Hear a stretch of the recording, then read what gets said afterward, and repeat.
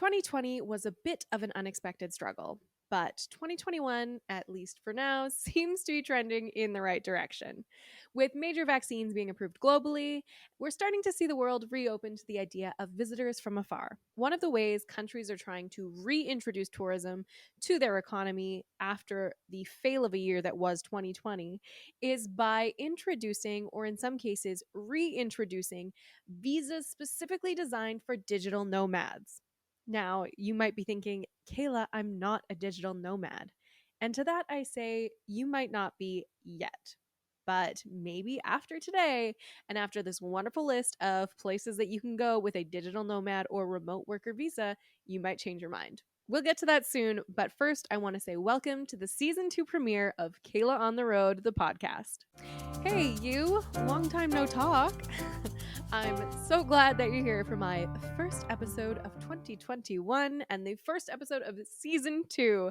It's hard to believe that I took almost 3 months off of podcasting to recover from the year that we had last year, spend some time with family, and spend a lot of time in quarantine.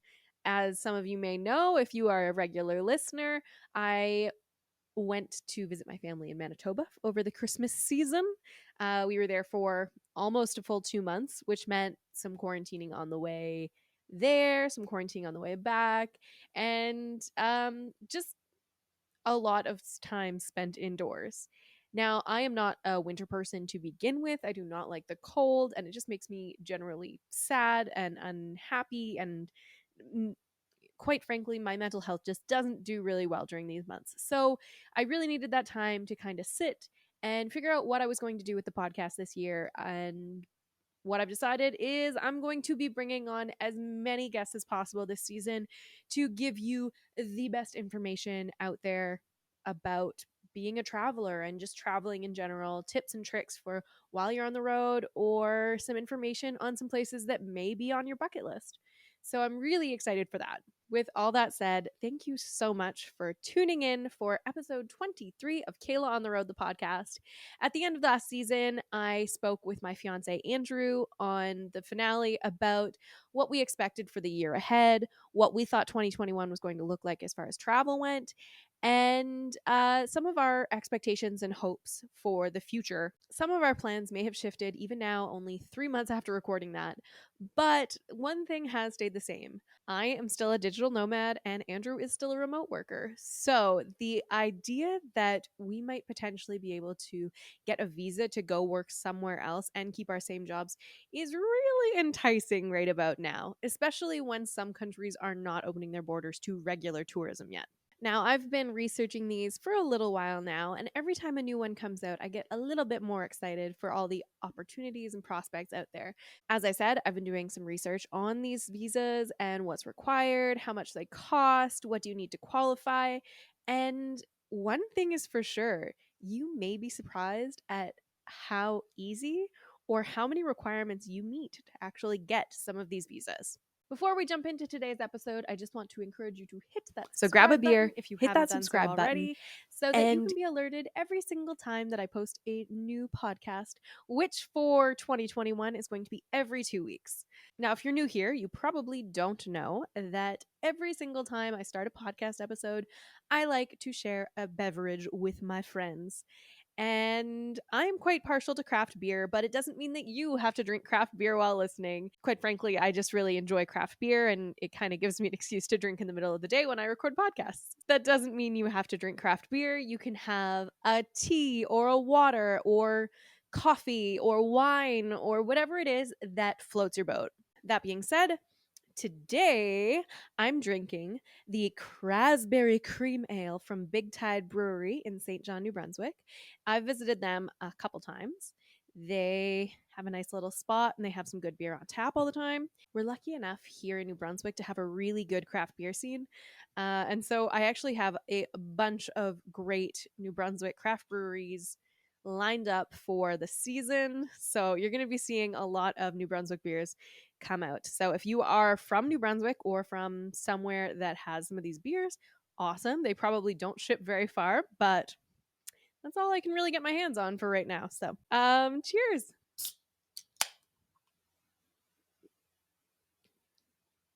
Oh, that's nice. So this has an ABV of 5.5%, which is pretty normal, pretty standard, and an IBU at an easy drinking 18. So super smooth, not very bitter. So it's great for those people who like a fruitier beer with a nice creamy taste. All right, let's get to it. So, in my search for the best remote work locations with visas, I came across a fairly large list. I think there was almost we're edging on 20 at this point, different visas aimed at remote workers or digital nomads.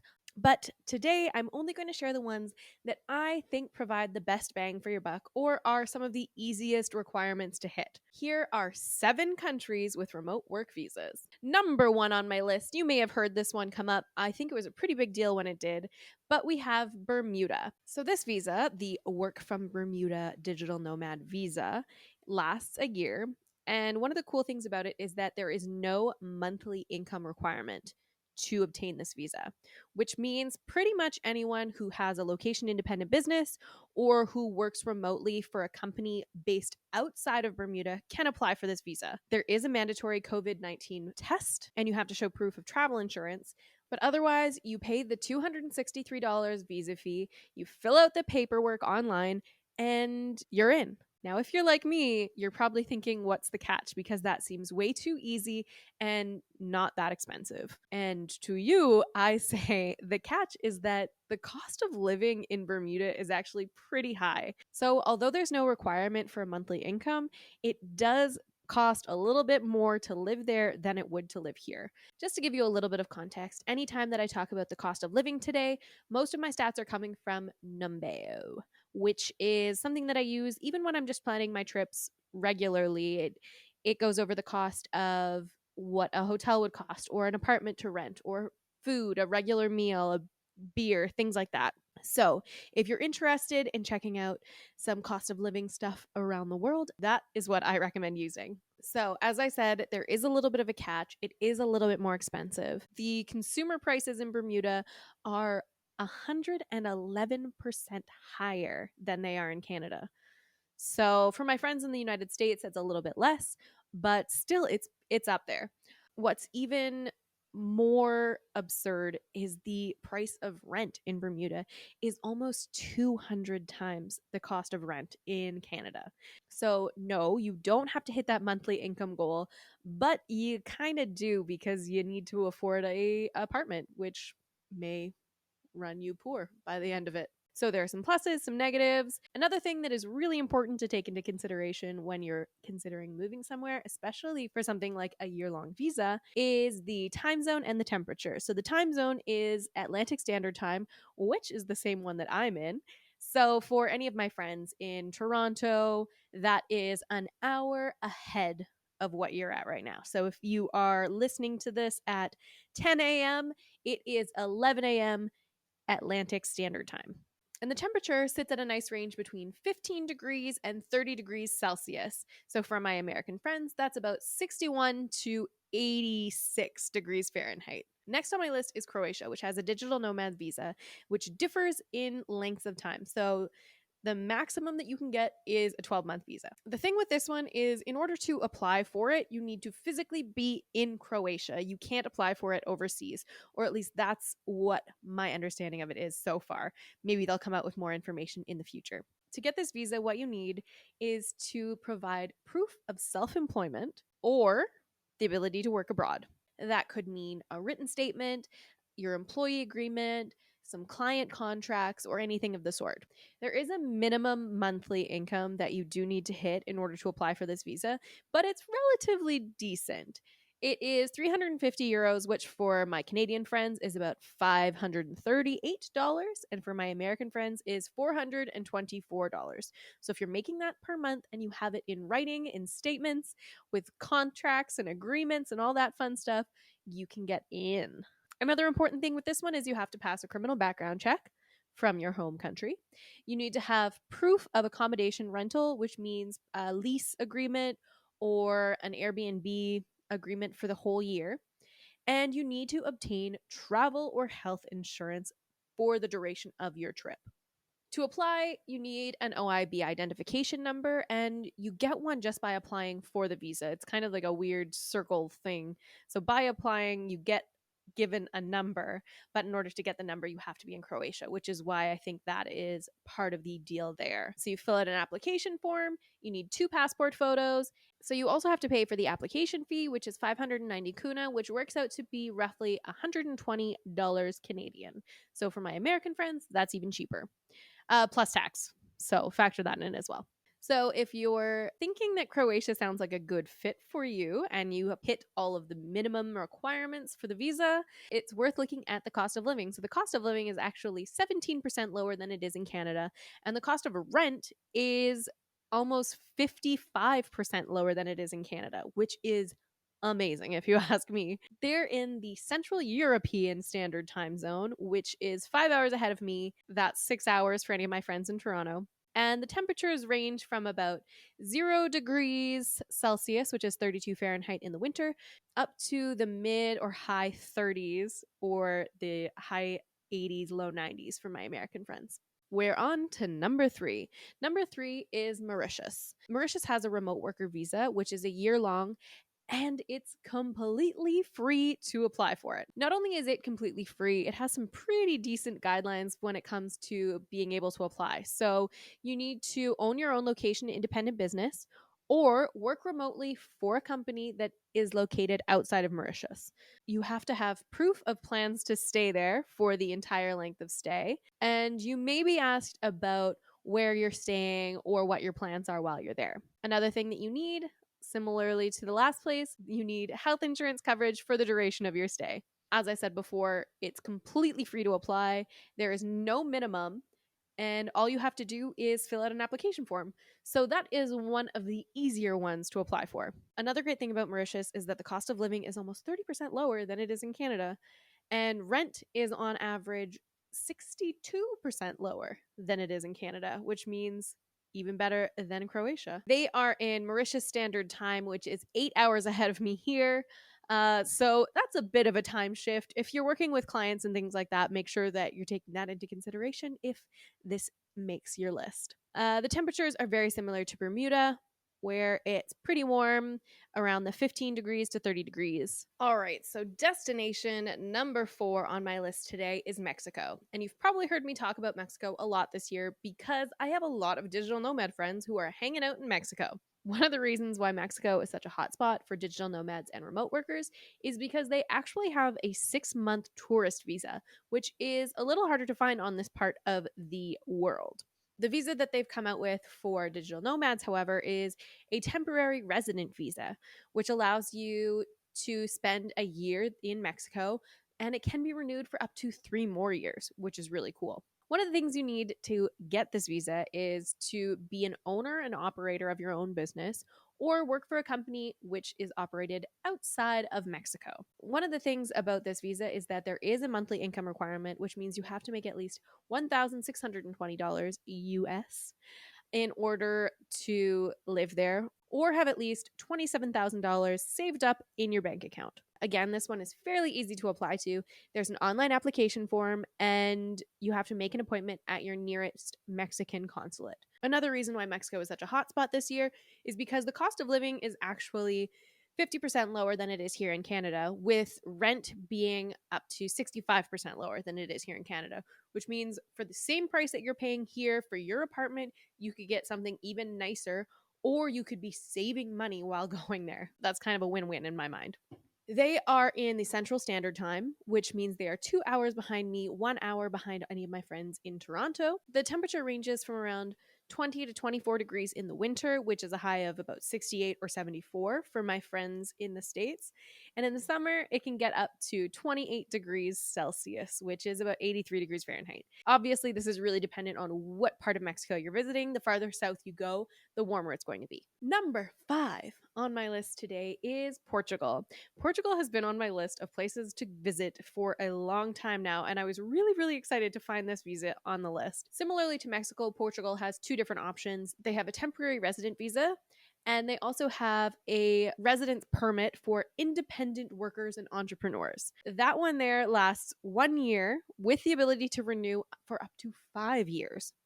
And after 5 years of living in Portugal on this visa, you can actually apply for your permanent residency, which is kind of cool. One of the things that you need for this visa is that you need proof of income from a property, proof of business ownership, or proof of financial means, which I'm assuming just means some bank statements or old paychecks and things like that. You do need to hit a monthly earning minimum, which is 600 euros or $930 for my Canadian friends. You have to have proof of travel and health insurance, and you need to submit a criminal background check.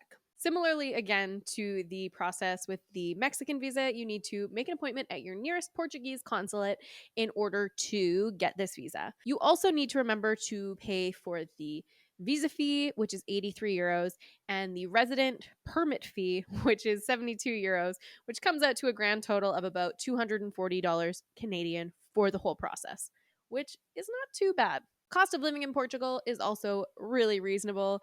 It's almost up to 25% lower than it is in Canada, with the rent being 30% lower than it is in Canada, which means you get a little bit more bang for your buck over there. As far as time zones go, Portugal is mostly in the Western European Standard Time. Some of them are an hour behind, but for the most part, most of the country is in the West time zone. That's 4 hours ahead of me, which is my ideal working time. The temperature can go anywhere between 17 degrees Celsius in the winter to 26 degrees Celsius in the summer, which sounds really nice. Obviously, again, it's dependent on where you go. Portugal is a very long country, so the farther north you go, the colder it's going to be. The farther south is going to be a little bit warmer. So, number 6 on my list is Anguilla, which is a territory owned by the UK. They actually only had 3 confirmed cases of COVID this year and no fatalities.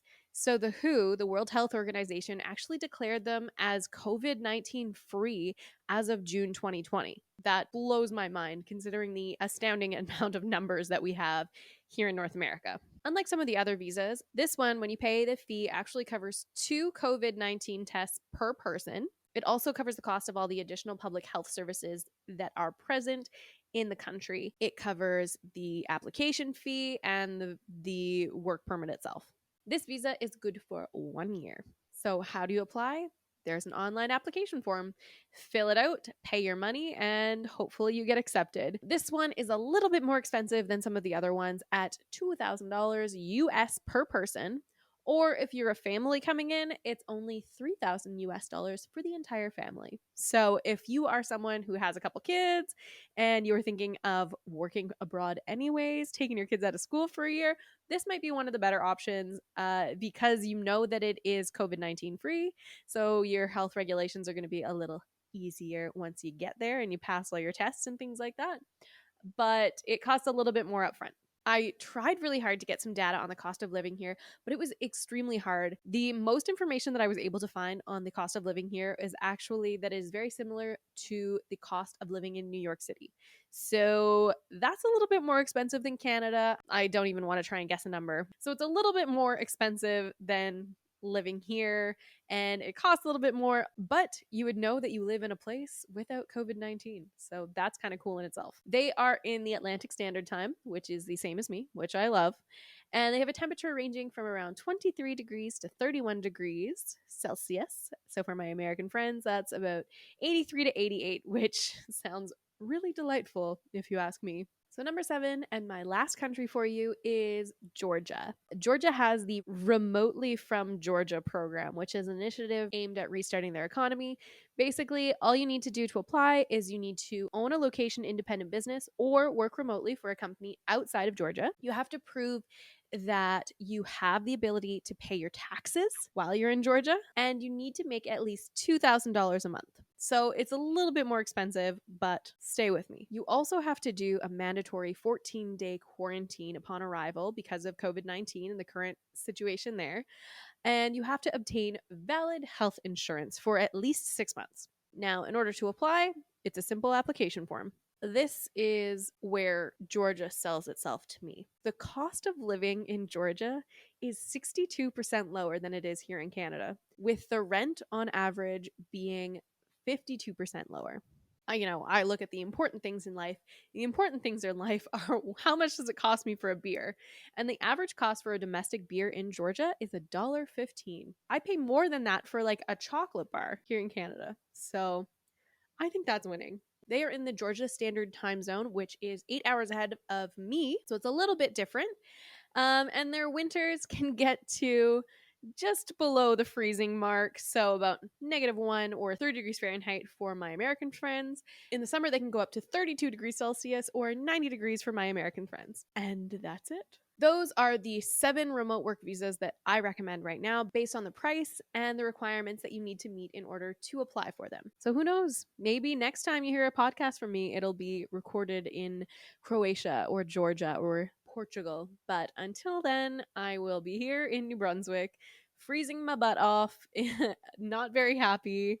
Yeah, COVID vaccines can't come soon enough over here. One thing I do want to mention again is that it's really important if you are considering taking your business abroad and working remotely from one of these beautiful countries that I've mentioned above, that time zones do play a big part, especially if you have client meetings or if you have meetings with other employers or members of your team here in North America or Europe or wherever you may live. What I recommend, if this is something that you are actively considering, is to take some time out of your life to actually record your most productive hours. Every time you sit at your computer to do some work, track what time it is. Track what time you're going on your breaks. Track what time you like to take your lunch and things like that. That's really going to help play a part when it comes to deciding where you want to go and seeing if that lifestyle is going to work for you. So if you are interested in being a digital nomad or remote worker, I do have a whole episode in season 1 dedicated to finding your perfect remote work location.